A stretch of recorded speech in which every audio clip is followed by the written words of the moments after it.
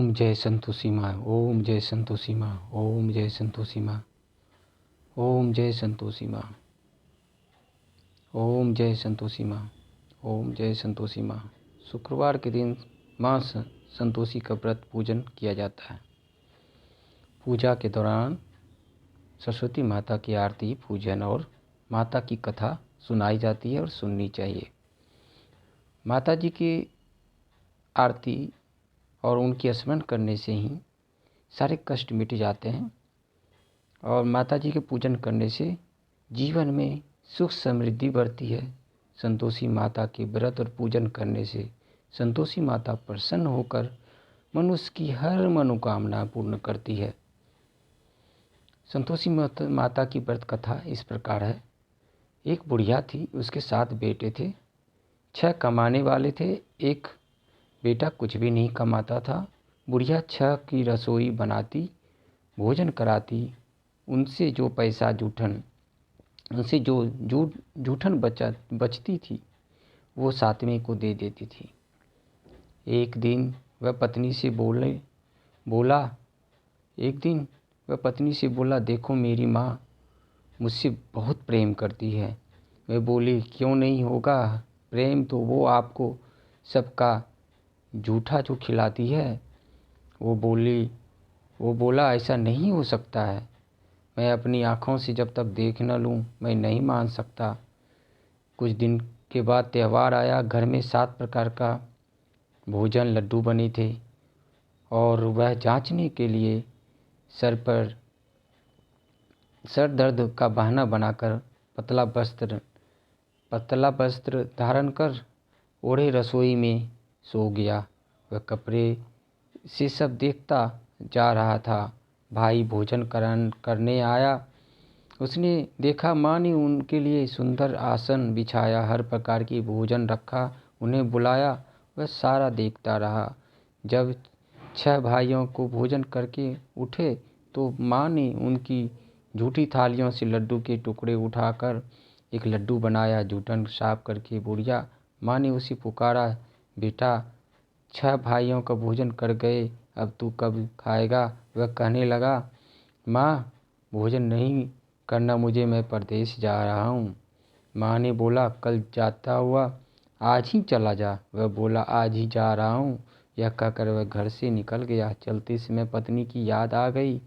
वह गौशाला में कंडे थाप रही थी।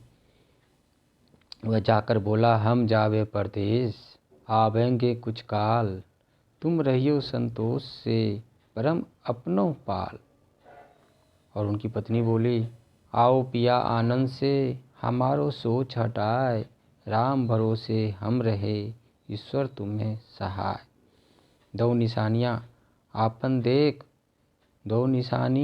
आपन देख, धरू मैं धीर, सुधी मति हमारी विसारियो, रखियो मन गंभीर।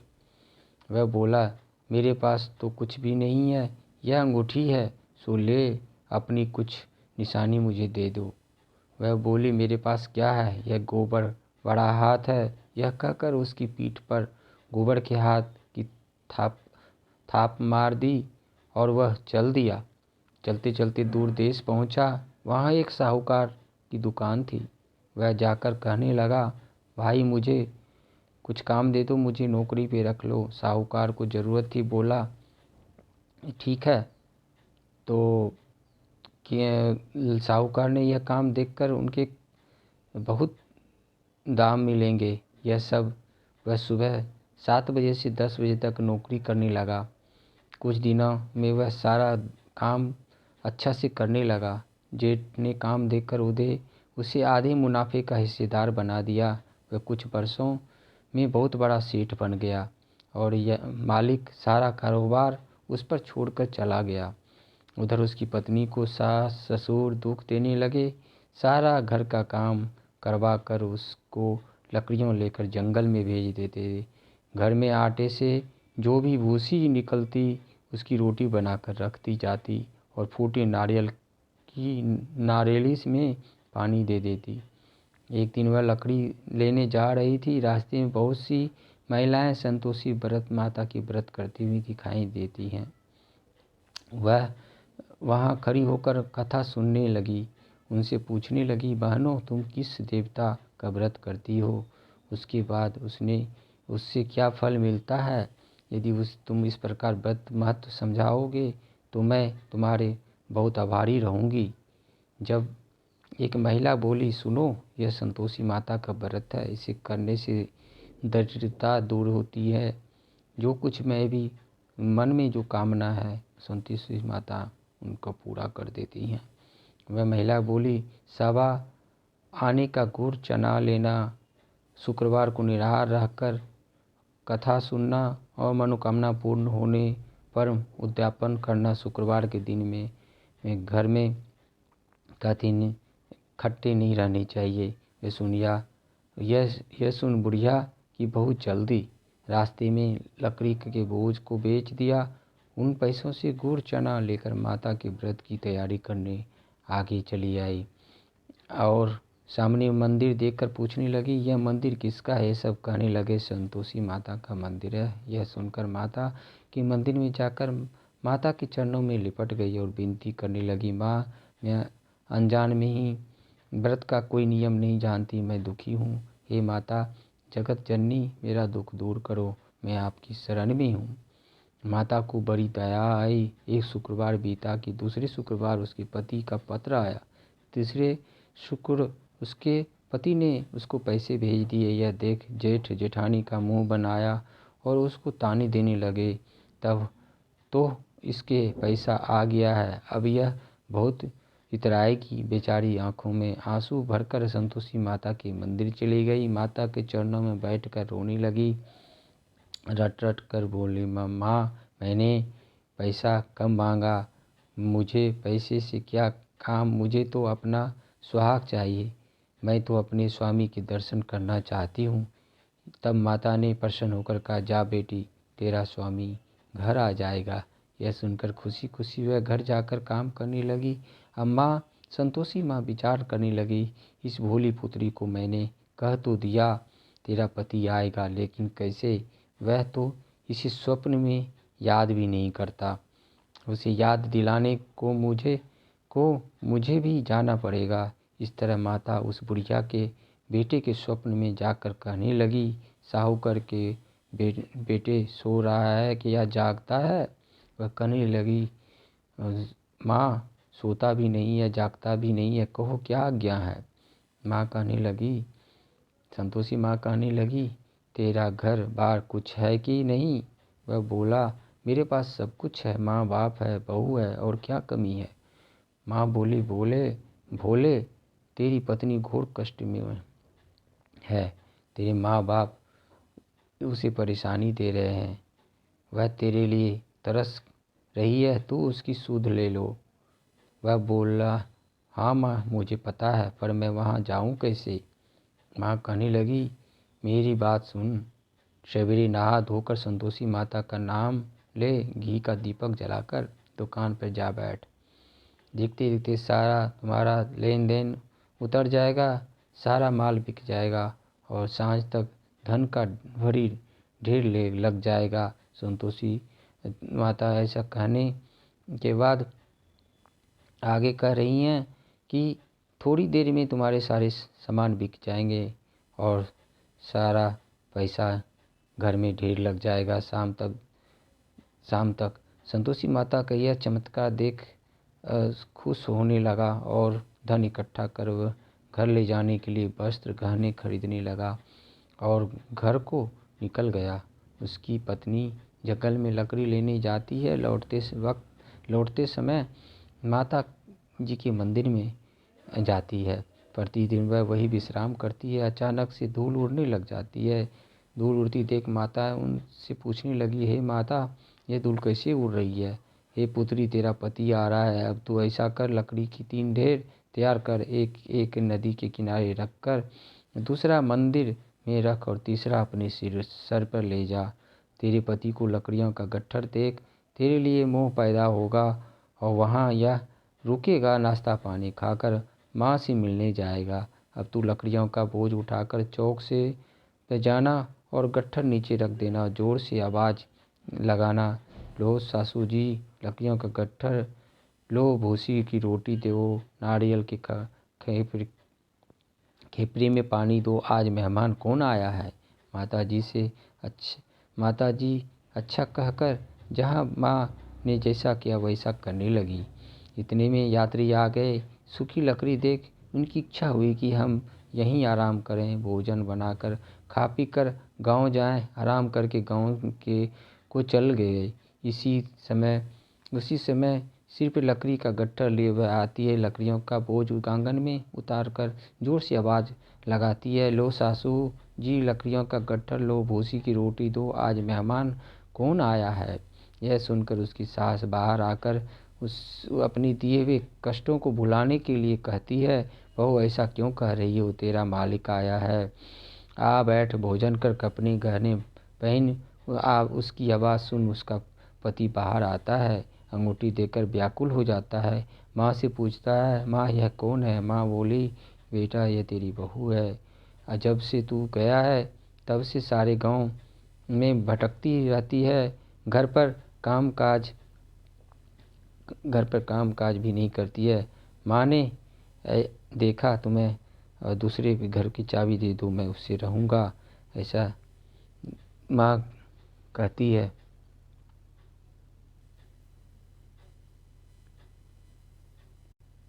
बेटा बोलता है घर बेटा बोलता है, माँ मैंने इसे भी देखा, तुम्हें भी देखा, दूसरे घर की चाबी दो, मैं उसमें रहूँगा। माँ बोली, ठीक है।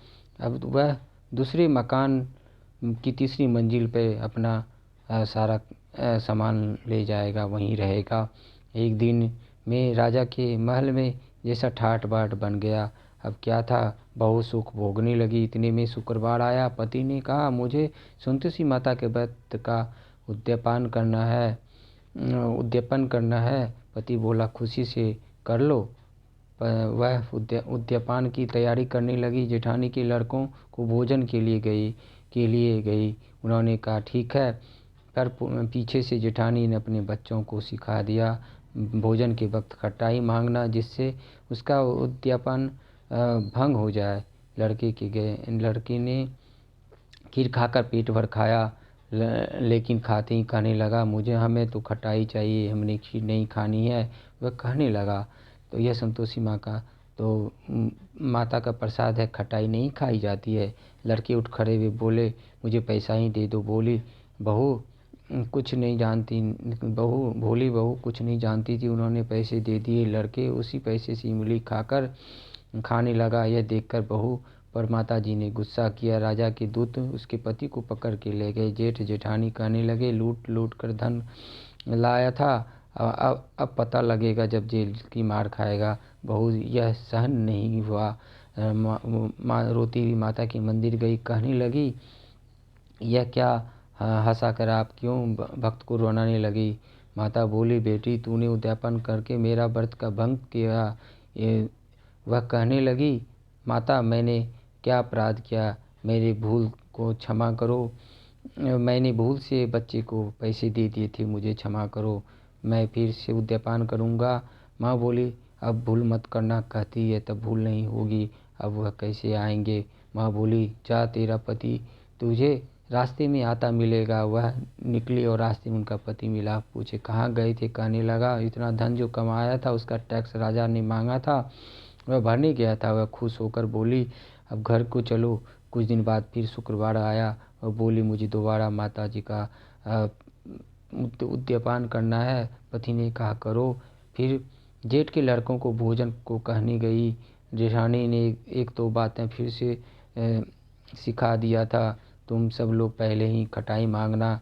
लड़के का भोजन से पहले कहने लगे, हमें खीर नहीं खानी है, हमारा जी बिगड़ता है, कुछ खटाई दे दो। वह बोली, खटाई किसी को नहीं मिलेगी, आना है तो आओ। जब उन्होंने नहीं माना तो उन्होंने निर्धन बच्चों और ब्राह्मणों के लड़के को बुलाकर भोजन कराने लगी। दक्षिणा की जगह उनको एक एक फल दिया। संतोषी माता प्रसन्न हुई। माता की कृपा से 9वें मास में उसे सुंदर पुत्र प्राप्त हुआ। पुत्र को पाकर प्रतिदिन माता जी के मंदिर में जाने लगी। माँ ने सोचा, यह रोज जाती है, आज क्यों न इनका परीक्षा ली जाए। माता ने भयानक रूप बना गुड़ चने से बैठ गई वहीं पर। बनाया गुरचर एक सना मुख पे ऊपर सूंड के समान होंठ और उस पर मक्खियाँ भिन भिन कर रही थी। देहली पर पैर रखते ही उसकी सास चिल्लाई, देखो रे कौन आया, कौन गरीब आई चुड़ैल लाया। लड़कों ने कहा, इसे निकालो नहीं तो यह किसी को खा जाएगा। ये लड़के भागने लगे, चिल्लाकर खिड़की बंद करने लगे।